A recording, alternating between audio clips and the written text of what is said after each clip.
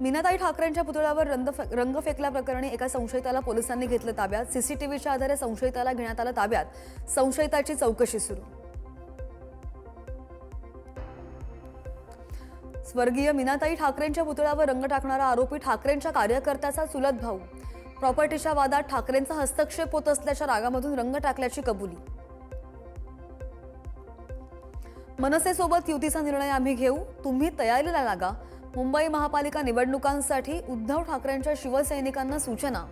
मुंबईतल्या सर्व प्रभागांमध्ये मनसेला मदत करण्याचं सुद्धा आवाहन।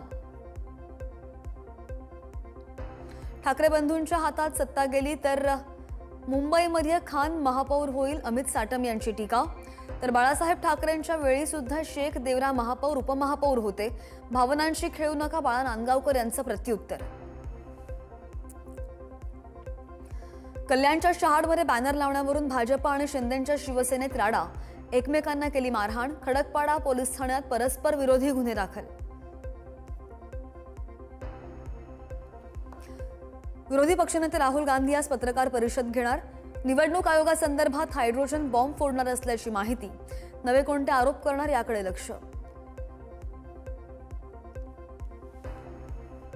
ओबीसींच्या प्रश्नांवर नागपूरमध्ये भुजबळांची बैठक। समता परिषदेच्या बैठकीला सर्व ओबीसी संघटनांना उपस्थित राहण्याचं आवाहन। नागपूरमध्ये मेळावाही घेणार। मागण्या मान्य नाही झाल्या तर आता मुंबई नाही दिल्ली गाठायची। मराठा नेते मनोज जरांगे पाटील यांचा चलो दिल्ली नारा। देशभरातून मराठा एकवटणार असल्याची जरांगेंची माहिती। मनोज जरांगेंचा राज्य सरकारला दसऱ्यापर्यंतचा अल्टिमेटम। मराठवाड्यामधील ज्यांना ज्यांना प्रमाणपत्र दिलं ते पाहून निर्णय घेणार। जरांगेंची माहिती। कुणबी प्रमाणपत्रात खाडाखोड चालणार नाही, खाडाखोड करणाऱ्यांना दाखला मिळणार नाही, मुख्यमंत्री फडणवीसांचा इशारा। फडणवीसांनी सध्या मराठ्यांसोबत जुळवून घेतलंय, जे समाजाचं चांगलं करतील आम्ही त्यांच्यासोबत। मनोज जरांगेंकडून मुख्यमंत्री देवेंद्र फडणवीस यांचं कौतुक। उद्धव ठाकरेंकडून स्वर्गीय मीनाताईंच्या पुतळ्याची पाहणी। आई वडिलांचं नाव घ्यायला ज्याला लाज वाटते त्यांचं हे कृत्य असावं, उद्धव ठाकरेंकडून निषेध।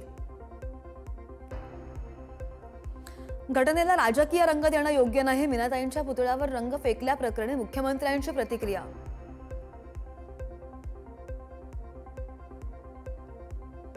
या दुर्दैवी घटनेचा निषेध करावा तितका थोडा। ज्याने कोणी हे कृत्य केलंय त्याच्यावर कठोर कारवाई करण्याच्या सूचना पोलिसांना दिल्यात। स्वर्गीय मीनाताईंच्या पुतळा प्रकरणी एकनाथ शिंदेंची प्रतिक्रिया।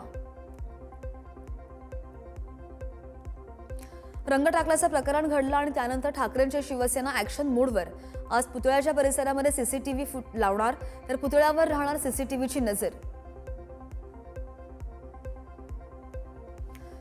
नाशिकमध्ये ठाकरेंच्या शिवसेनेकडून शालिमार कार्यालयाबाहेर आंदोलन। स्वर्गीय मीनाताई ठाकरे यांच्या फोटोला दुग्धाभिषेक।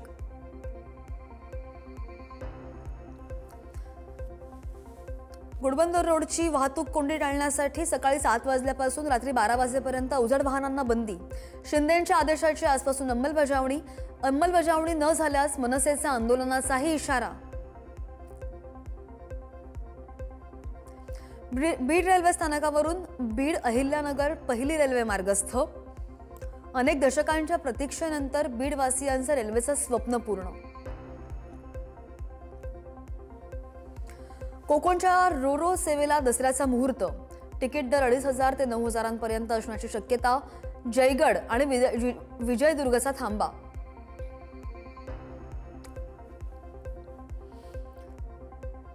माधुरी हत्तीणीला परत आणण्यासाठी नांदणी मठ आणि सरकार उच्चस्तरीय समितीकडे याचिका दाखल करणार। कोर्टाकडून प्रकरण उच्चस्तरीय समितीकडे वर्ग।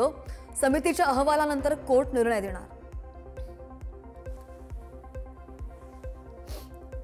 सिंधुदुर्ग दोडामार्गमधील हत्तींना वनताराने घेऊन जाण्याची नागरिकांची मागणी।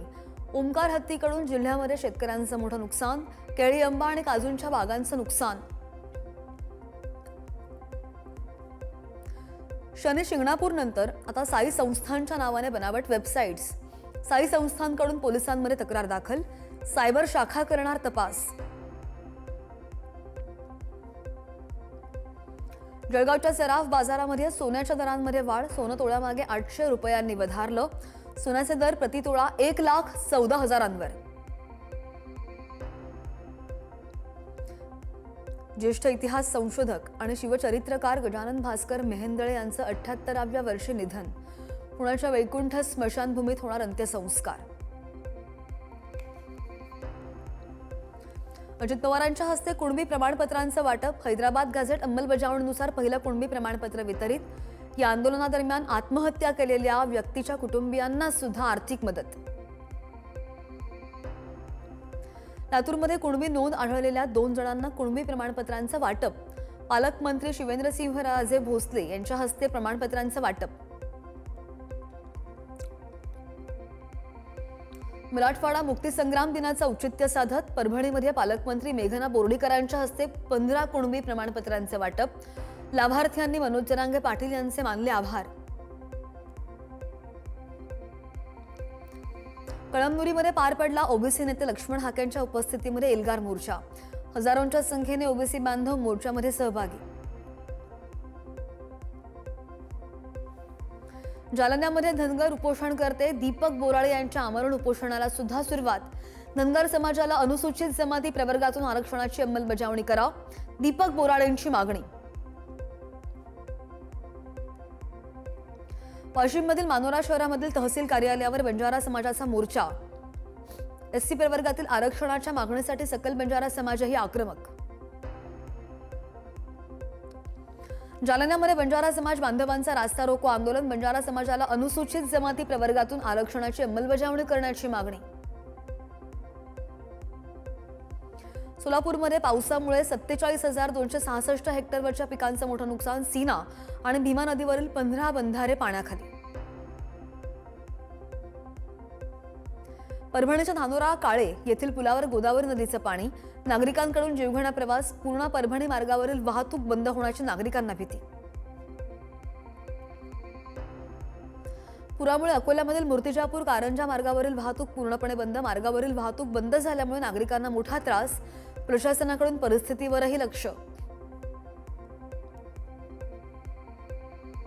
नाशिकचा वाघाडी नाला फुटला आणि त्यामुळे गोदाघाट परिसरामध्ये शिरलं पाणी. बुधवारचा बाजार असल्यामुळे दुकानदारांची तारांबळ.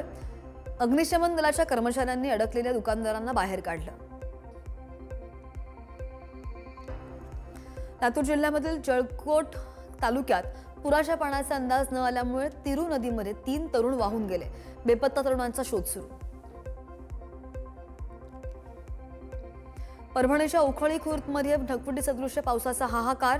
पावसामुळे ओढ्याला आलेल्या पुरात शेतकऱ्याचे 2 बैल वाहून गेले. मराठवाड्यामधील अनेक भागांमध्ये मागच्या काही दिवसांपासून झालेल्या पावसामुळे शेती पिकांचं मोठं नुकसान. प्रशासनाने नुकसानीचा तत्काळ पंचनामे करून त्याचे प्रस्ताव शासनाकडे पाठवावेत. ठाकरेंच्या शिवसेनेचे खासदार ओमराजे निंबाळकर यांची मागणी. लातूर जिल्ह्यामध्ये पावसामुळे झालेल्या नुकसानीचे पंचनामे करून नुकसानग्रस्तांना भरपाई मिळावी हा सरकारचा प्रयत्न. पालकमंत्री शिवेंद्रसिंहराजे भोसलेंचं वक्तव्य. पंतप्रधान नरेंद्र मोदींना 75व्या वाढदिवशी स्टार फुटबॉलपटू लिओनेल मेस्सी याच्याकडून सुद्धा खास भेट. अर्जेंटिनानं 2022चा फिफा विश्वचषक जिंकलेल्या संघाचा ऑटोग्राफ असलेली जर्सी केली भेट. भारतीय महिला क्रिकेटची स्टार सलामीवीर स्मृती मंधाना हिची धमाकेदार शतकी खेळी. ऑस्ट्रेलिया विरुद्धच्या दुसऱ्या वनडे सामन्यात 14 चौकार आणि 4 षटकारांची आतषबाजी करत 91 चेंडूंमध्ये 117 धावा. आयसीसीच्या रँकिंगमध्ये फलंदाजी, गोलंदाजी आणि अष्टपैलू गटात भारतीय खेळाडू टॉपर. फलंदाजीत अभिषेक शर्मा तर अष्टपैलू खेळाडूंमध्ये हार्दिक पहिला.